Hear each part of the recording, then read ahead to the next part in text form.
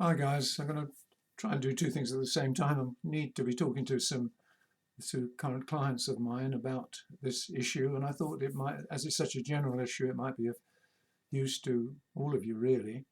And it's about how to handle temper tantrums and how to handle what the prelude to temper tantrums, which is arguments about issues that the parents think the child things that the parents think the child should do, the child doesn't want to do, or the things that the parents think the child shouldn't do and they continue to do.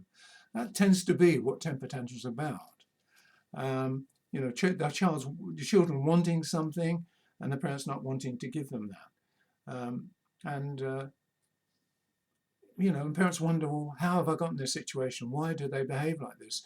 Well, the answer is that children behave in that way because it works. In other words, it gives them something. There's some reward involved. And when I say this to parents, often they say, well, how can that be? Why would I reward something that I'm finding so hard and difficult to handle? Why would I be rewarding it? Well, the answer to that is that it's not what you think you're doing. It's all about how the child perceives what you're doing. And the child being distressed or angry doesn't indicate necessarily that the child doesn't see what it's doing as rewarding. And you'll perhaps, hopefully, as the talk goes on here, you'll get to see what I mean by that. So let's go to the preamble to all, usually preamble to a temper tantrum, and it's the discussion that goes on between the parent and the child about something that the child wants to do, the parent doesn't want them to do, or something the child wants to do, or the other way around. Something that the child's doing the parent doesn't want them to do. Well, the problem is for parents is that most of the clients that I have, when you analyse how they handle those issues, there is a lot of talk. In other words, the parent is saying that, well, I think this should happen, and the child is saying, usually very strongly and often rudely, usually rudely, what they think should be happening. And that whole process that is going on there is counterproductive, because what the child gets from that is a sense that their voice over this particular issue is equal to or more important than their parents' voice. Their attitude to the issue is more important than the parents. And what parents are trying to do, or should be trying to do, is to say, no, over certain issues, what we say takes precedence, even though you may not like it. So what happens in these conversations that go on? The main thing that's happening is parents are trying to persuade their children that they're right. But the problem is for parents when they're doing this is that the climate in which they're doing that is not the child quietly listening to their explanation of why they're right. It's the child vociferously stating over their parents, on top of their parents, what their view is and why their view should be seen to be the way to go. So the whole conversation is in an area that isn't going to help parents. All it's going to do is to reinvigorate the child's arguments about why they should get their own way over this issue. And often they use the same methods all the time. They use rudeness, obviously. They use sarcasm often, especially if the parents have used it on them, they pick it up very quickly. And it's completely undermining for parents. And the key issue is, and this is the key one, what happens at the end of the conversation, or the argument, if you like? If at the end of the argument, the child ends up not having to do what the parents said, or the child ends up with the thing, getting the thing or the issue that the parents said they shouldn't get, then that is a massive reward. There's a reward in the contest, even if they don't get it, especially if they're allowed to be rude. But there's obviously a massive reward if they get what it is the contest is about and they get their way. So what can parents do to stop that happening? Well, the thing is that often, although it's failing, parents continue to try to persuade. They try to persuade their child that they're right. And the thing is that from the child's perspective, it isn't really about the issues. It's about what they want. They want to go to their friend's house, maybe, and come back later than their bedtime. They want the particular thing that the parent won't buy for them. They want something. If they end up either getting that thing or having a whole conversation in the evening where they're rudely stating they should get that thing, both of those things are rewarding, or not necessarily rewarding, because in a way it's the child often can get very distressed, or pretends to be very distressed in these issues. It may not be a reward in the usual sense, but they would have won. And that's the reward. If there's a contest, and you can see every one of these conversations as a contest, who's won it? Even if a child comes out even with a parent, it's a victory, because they're the child and the parent's the parent. So even, stalemate is a victory for the child. The child shouldn't win those. So how do you stop the child winning them? Well, the first thing is you stop trying to persuade. You don't try to persuade. What you do is, and this is the second part of it, you give the child a choice. What is happening often when I listen to the conversations that parents have with their children under these issues, they're not saying to the child, they're acting as if they can get the child's, if they're acting as if they can get the child to do what they want them to do by their persuasion. That, in other words, what their aim is for the child to immediately say, yes, I'm going to do it, or actually do it. And that with a child that's having these temper tantrums and is badly behaved is very unlikely to happen. But the parents still think that that's what they're trying to get. Well, if you say things like, and you hear parents saying this in conversations with their children all the time, you say, you've got to do so and so. And if at the end of the discussion they still haven't done it and they're not going to do it, that's a massive loss, because you stated it in that way. What you should be doing is stating a choice. If you say, look, okay, because you can't, one of the things parents understand, you can't force children to do things. I mean, maybe you can, but you're probably going to do it in such a way that the authorities won't like it, the neighbours won't like hearing it through the wall. So you can't really force them. And if you say, for instance, they're refusing to go somewhere, well, what are you going to do? Drag them there? How are you going to make them participate in whatever it is you're trying to drag them to? These things are kind of impossible. So once you accept that the child has a choice, actually does have a choice, you've got to give them one because you have to, but they actually do have a choice. They can always not do it and dig their heels in, whatever the sanction is going to be.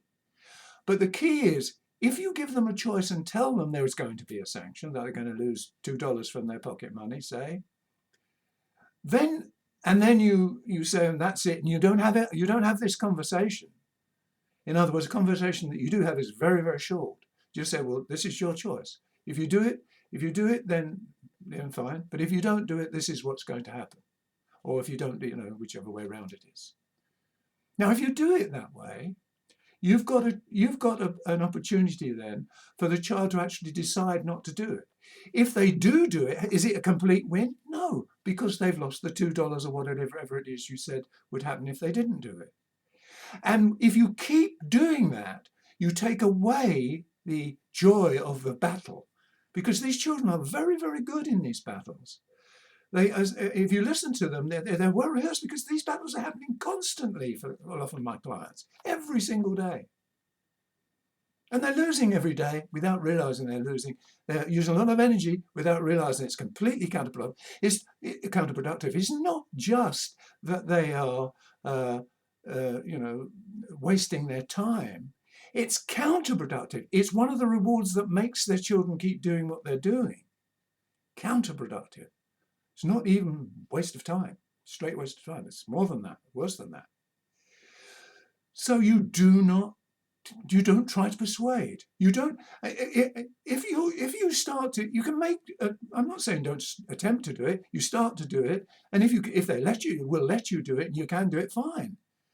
But children that have temper tantrums don't let you do it. They talk over you. They're rude. They walk away. They do all manner of things.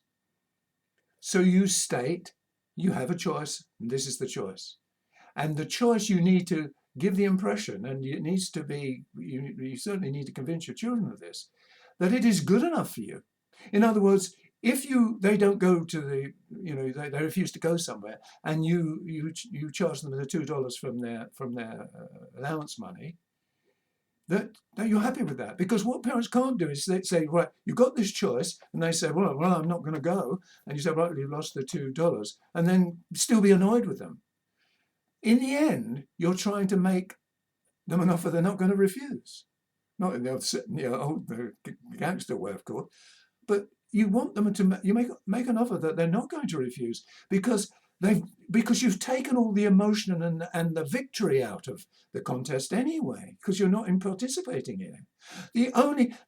There was a film on when my kids were about 6 or 7, and it was about this computer that mistakenly thought the game that it was playing, thermonuclear war, was a game, when in fact it was waging through thermonuclear war. And the upshot of the film, you may have seen, I can't remember the name of it, but you may have seen it, where they start to have a dialogue with the computer, and they start getting it to play particular games like tic-tac-toe. I think the Americans call it, we call it noughts and crosses, where whoever starts wins. If you know what you're doing, you put your first cross in, you're going to win the game. And also the games that are kind of useless. They're not. You're not going to win. And of course, it plays out just without actually bombing people. It plays out the game of thermonuclear war, and it says, strange game, thermonuclear war. The only way you can win is not to play. Well, it's a big, big issue, I know, to equate with this arguments with your child, but that's the phrase you should be thinking about. The only way you're going to win these constant battles with your child is not to play. How often have you won? My parents, I've worked with countless parents. I can guarantee you, there's almost never have they ever won. These battles are not won by parents. The best they can get is a kind of stalemate, but a stalemate without getting what they want is a victory for the child anyway. The child will see it as a victory. The only way to win in these arguments with children about what they should do is not to play. You give them a choice. You say, well, okay, you're saying that you don't want to do X, or you want to do X, and I'm saying you can't. I'll accept that. Or if you make it, do trash somewhere, or throw things around, break things, if that's what you're going to do later on, there will be a consequence for that, and you can outline what that consequence will be. One of the big things you need to do when you're having a conversation with children that have temper tantrums, and in these conversations that's what it leads to if they're winning all the time, is anything that breaks when a child is having a temper tantrum immediately becomes theirs. Because what children are doing there is blackmail. They're saying to parents, as they get more and more agitated, because they're not clever, they're not stupid, they're clever. They know what the parents get the signals that they're getting to a stage where they're going to get into the temper tantrum. Well, what do they do in the temper tantrum is do things that hurt the parents. It's their method of punishing parents for not getting their own way. So they break things that parents like, and it starts off small and it starts to get bigger. If you don't do something about it, the things that they do seem to get more and more dangerous or more and more expensive. So what you say to children is, anything you break immediately becomes yours. In other words, you have to replace it. Any mess that you make, the mess is your mess. If you help me tidy it up, I might fine you a quarter of what I would, because you've helped me to clear it up. And by the way, symbolically, them clearing it up is very good, because that's what you're after. You're after them actually putting it right and seeing what it is they've done. And if you can get them still with a sanction, because you can't be clearing it up and you have no sanction, you do that, they'll still be able to do what they like, and all that's going to happen is I have to put it all back. Well, you don't want them even doing that, so there must be some sanction. But that's what you're after. You're after a situation where they can't actually win by having a temper tantrum. Whatever they do becomes their responsibility to put right. Also, if you're sensible as a parent, you make sure that things that are really precious to you are nowhere around for children to get. Make sure that if they threaten sort of violent things, make sure carving knives and sharp knives and so on are nowhere near for a child to get them, or even know where they are. If you do these things and you do them carefully without getting angry yourself, and you realize that at the start of this process, it may well be escalatory, in the sense that the child will say, well, they're not frightened of so-and-so, I'm going to do so-and-so. I mean, if a child threatens to do something, make sure whatever they're threatening isn't available to do. They threaten to steal from you, make sure there's no bags around what they can take. You know, you take my pocket money away, I'm just going to get it back. I'm going to take things of yours. Well, make sure there isn't any money left around. There's nothing that's easily transferred into money, or anything that's going to be easily make the difference between the pocket money you're taking away and the amount that they're losing.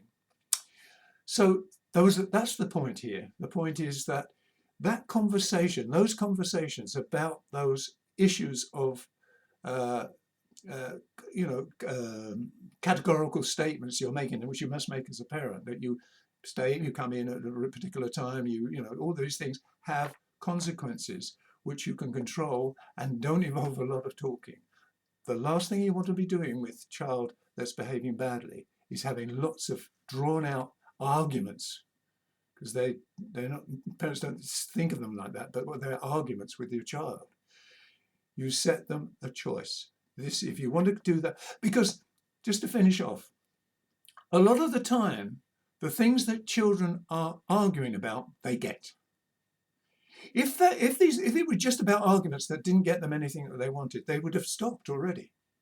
If they're continuing, it means they're getting either two things. They're either getting the joy of the battle, or the sense of victory at getting what they want at the end of it. Often both, usually both. So you give them a choice of, yes, you can do that. You're not going to force them not to. Yes, you can do that, but if you do that, this is what will happen. Give it a try, you might find it works. Bye.